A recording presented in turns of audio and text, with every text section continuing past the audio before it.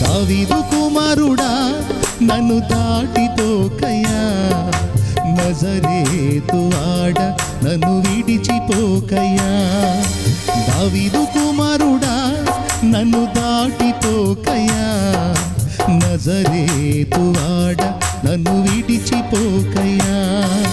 నీవు తప్ప నాకు లోకంలో ఎవరున్నారయ్యా, నీకు తప్ప నాలో ఎవరికి చోటే లేదయ్యా.